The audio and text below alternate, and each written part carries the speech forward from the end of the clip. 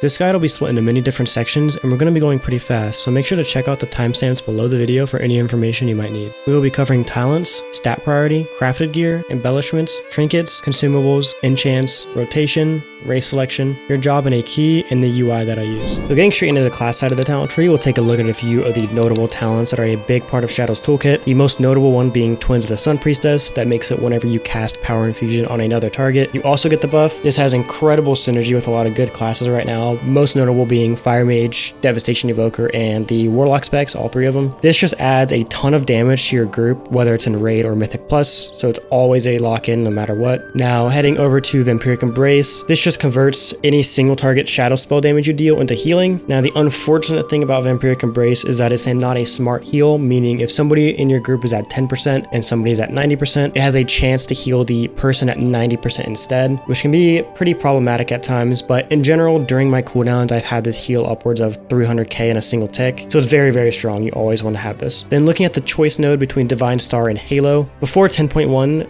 Halo was pretty much always locked in. However, with the 10.1 rework for Shadow, you lost a lot of movement options, so this makes Divine Star much more appealing. But the only downside being you have to be within 24 yards of your target. And then heading over to Mind Games, this is one of the only personal DPS increases in the tree for Shadow, so it's always picked up no matter what.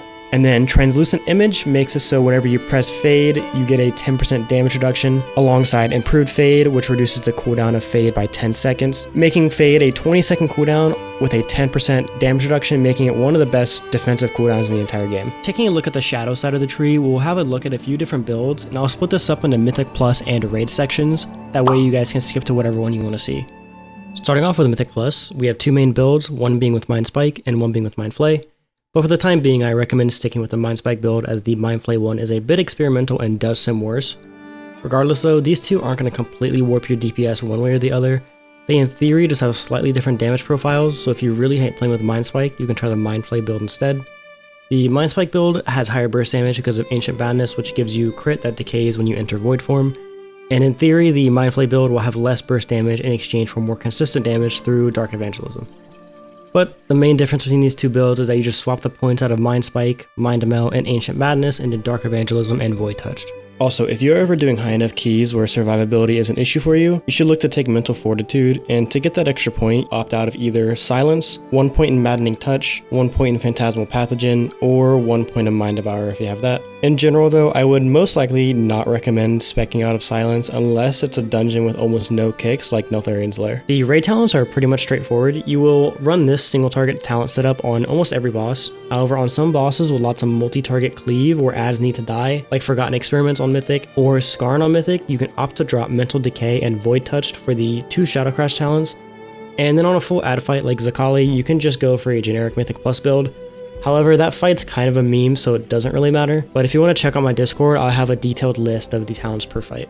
The stats that you're generally looking for is as follows. Usually it goes Intellect, and then to Haste, Mastery, Critical Strike, and lastly, Versatility. However, I highly recommend simming your character with raid bots because what gives you the best DPS always changes based on your gear. To put it in perspective, if you have 0% versatility but 45% haste, each point of versatility would then give you way more benefit than each point of haste. So it's always just best to sim to be sure. Now for the crafted gear, there's a couple of good options. However, I really just recommend you to sim your character to see what the biggest upgrade is for you at the time. But in general, some just very safe options are always going to be weapons or a chest, because our tier chest has a bad stat combination of crit and verse on it, so you're eventually going to be crafting a chest anyway. And then in terms of embellishments, the best ones are going to be Shadow Flame Tempered Patch and Blue Silken Lining on single target, and then 2 Blue Silken Linings on multi-target. However, if you ever fall below the 90% HP threshold of Blue Silken Lining during your cooldowns especially, it's going to feel pretty bad. So because of that, the Undulating Spore Cloak is also another great option, especially for prog, and it's amazing for high keys, because embellishments usually only end up being around 1 to 1.5% of your damage anyway. For trinkets, unfortunately this tier, almost every single dungeon trinket is pretty garbage, so if you're not in a guild, I do highly recommend at least re-clearing the Forgotten Experiment on Heroic for the trinket. With the new upgrade system, you'll be able to upgrade it to 441, which is almost mythic eye level, and it'll be much better than any dungeon trinket you can get. So courtesy to Public, Ellipsis, Jarv, and Sailor in the Priest Discord, here are some trinket sims for the single target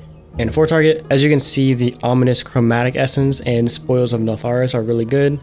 The class trinket is okay too, but it is very inconsistent and hard to get, so I wouldn't really recommend chasing it. Also, a tip for the Spoils of Natharis trinket is that you do not play around the stat it gives you, so whenever you have it up with PI and Void Eruption, you just send it off cooldown. Moving on to enchants and consumables, more likely than not, you're going to want Sophic Devotion for your weapon, Waking Stats on your chest, Frozen Spell Thread for your legs, and either Haste or Mastery Enchants on your rings. But like usual, I will generally just recommend simming your character to see what's best for you. And now with the remaining defensive enchants, I will pretty much always recommend you Avoidance. For consumables, you have two options for your files, being File of Tepid Versatility and File of Corrupting Rage. Now based on sims, if Corrupting Rage has around 70% uptime or higher, then that does give you more damage. However, whenever you meet the damage taken threshold on Corrupting Rage, you will lose its effects for a short period of time, and it also gives you a damage over time as well. Now Versatility on the other hand is always consistent, and it makes you take reduced damage because of how the Versatility stat works, so I will pretty much always just recommend this one. For potions, you pretty much just always need to have a stockpile of refreshing healing potions. They are extremely cheap and will save your life many more times than you can count. And then for the DPS pot, you will always use the Elemental Potion of Ultimate Power, the rank 3 version, and these can now be bought off the auction house, so they are much easier to obtain. The weapon rune is pretty much always going to be the Howling rune. There's the crit option, but every time I've simmed it ever, it has always been the haste one. And for your food, you will always want the intellect one from either a fortune cookie or a feast. And then lastly, for gems, you will always want one fierce Illimited diamond, which is the one that gives you your main stat intellect and haste, and then the Keenius Emerald for the remaining, which is main stat haste, and then the secondary stat being mastery.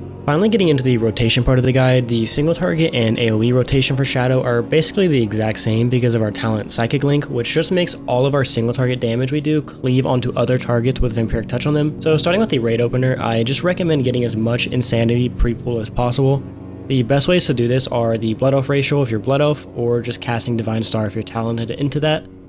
Now if you have neither, I just recommend starting out with a precast Halo before your Vampiric Touch, and then the GCDs I'm using during this will also be shown in the middle of my screen here.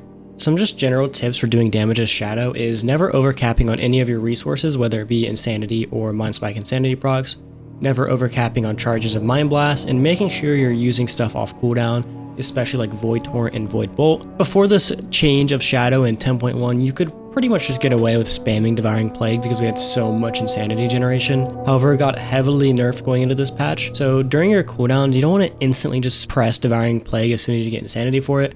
You kind of want to pull inside of your cooldowns so you have more leeway when you get outside of them. So this means pretty much just never reapplying Devouring Plague unless you are about to overcap or if it's around half a second away from falling off. So there are two main reasons of why we want to have maximum uptime on Devouring Plague. The first one being our Mastery Shadow Weaving, which just gives us a percentage damage increase for each dot we have on the target. So let's say our Mastery is at 15%, Vampiric Touch would give us 15% damage, Shadow Word Pain would give us 15%, and Devouring Plague would give us 15% for a total of 45%. And you do get full effect of this inside of Void form. However, because of the talent Insidious Ire, this makes it so when all three dots are active, Mind Blast and Void Torrent deal increased damage to your target. So even inside of Void form, you want to make sure you have all three dots up before pressing these abilities. Now getting into the opener, I'll put up a written version on the left side of the screen if that's easier to follow for you. But you pretty much just want to precast Halo into Vampiric Touch, Shadow Fiend, double Mind Blast into Void Eruption PI on use Trinket Void Bolt, Devouring Plague, double Mind Blast, Void Bolt, Void Torrent. Then out of this you want to Void Bolt again and Devouring Plague, spend your Mind Blast charges, and then you can Void Bolt one more time. And then from here on out, you just want to make sure you are always casting Void Bolt off cooldown, making sure Devouring Plague is never falling off, making sure you aren't overcapping on Insanity, you have at least one Mind Blast charge on cooldown, and making sure you are also sending Void Torrent off cooldown as well. It seems more complicated than it is, but once you get a little bit used to it, it'll all come together. Now, outside of your opener, there is a priority list for Shadow, and these are the exact same for single target and AoE, so I'll just cover them both here. Your number one priority is of course going to be keeping both Vampiric Touch and Shadow Word Pain on your target at all times, followed by Void Bolt while you are inside Void form, and making sure you keep maximum uptime on Devouring Plague on your target, if you have the resources to do so while not overcapping on Insanity, and making sure at least one charge of Mind Blast is always on cooldown, followed by Void Torrent, and then your Mind Spike Insanity proc, spending your last charge of Mind Blast if you have it, Mind Games, and then unfortunately Shadow Word Death is a pretty low damage ability and doesn't really do anything for our kit, so it falls pretty low down on the priority list. However, it's a great tool for movement, especially during execute. And then the last two abilities will be Halo and Mind Spike. Now looking at races, they're all pretty much the same in terms of DPS numbers. So you'll just want to pick something based on what you think looks good, or just at the utility that they bring. A good example of this would be dwarves currently. They just have a racial called Stoneform that will remove every single debuff on you, including bleeds, which is very strong because there's a ton of bleeds in the Mythic Plus season currently, or Night Elf, which brings Shadow Meld, and this is able to cheese a bunch of random mechanics like the Fenrir Jump in Halls of Valor, and the Lava Spray from Magma Tusk in Neltharis. And then looking at the raid races, there are pretty much two options as well. It is Void Elf and Goblin. Void Elf is very good at traveling long distances. However, the little portal it puts on the ground does travel kind of slow, so you have to keep that in mind. And then the Goblin racial Rocket Jump is very good at traveling very short distances in a very quick period of time. So in the end, it doesn't really matter too much. I would just play whatever you think looks cool. But if you really want to know what's the best, it's probably one of these four. So this is a couple of jobs you have any key as a Shadow Priest. The most important one is using your very strong damage profile thanks to Psychic Link to funnel all of your single target damage into a very high priority target. A good example of this would be the Enforcers in Freehold. And you also want to make sure you are utilizing your Master Spell. There's a lot of very good uses for it this season. The most notable ones being the last boss in Underrot, the last boss and second last boss in Uldaman, and also the Dragon's Breath after the Frog boss in Halls of Infusion. There's a couple of other small uses for it, like the first boss in Halls. However, those are the big ones, and I recommend making sure you know all these for your group, as it's going to make your runs a lot smoother. And in general, this is looking to be a very good season for Shadow Priest and Mythic Plus. I'll run down the UI, weak auras, macros, and add-ons that I use. So to start with the weak auras and LVUI, it's all in a package from Atrocity on Twitch. I have some very minor changes to it, like the resource bar, the player cast bar, and the buff bar. If you want to change anything, you just find it in the weak aura pack, you click on it, it'll highlight it in the middle, and you click the arrows up or down, whichever way you want to move it. And then the dot timers and nameplates are from Vikland on Twitch as well. However, I've heard some issues of importing the dot timers if your client is not in English. Now for macros, I'll have a list of all these down in the description below. I just use basic @cursor macros, so I don't have to click the green circle. Same thing with @player angelic feather. And then I have a PI macro. So for this to work, you need two separate macros, one named PI and one named just whatever you want. The master macro, we'll call it. You press it on somebody and it will update your PI to them. So Embrace here, I press it on him. PI updated to Embrace. Black Fang, same thing, PI updated to Black Fang. What this does is it makes your PI macro update it, obviously to the person, adds power infusion, and adds your on-use trinket. So your top trinket is your 13 and your bottom trinket is 14. So which one your on-use is in, you need to change that in the master macro. So for example, I changed this to /use 13 here. I'll repress it on Embrace and now it'll say /use 13. Other than that, I'll list the add-ons that I use in the description below as well. A lot of these come pre-installed with the Atrocity UI though. The ones that I installed separately were like Trophy GCD, Talent Tree tweaks, Simulation Craft, stuff like that, nothing crazy. And that's gonna wrap up the guide. I really hope you enjoyed and hopefully you guys were able to learn something as well. As with every guide though, it's pretty much impossible to cover every single scenario, so there's a very good chance in the future that I'm gonna make a video covering the in-depth decision making that you can also do. And this video did take me quite a while to make, so I'd really appreciate it if you liked, commented, and subscribed. And with the release of this guide, I'm gonna now start streaming on Twitch at twitch.tv/temperatv, and you can also join my Discord link below for more updates.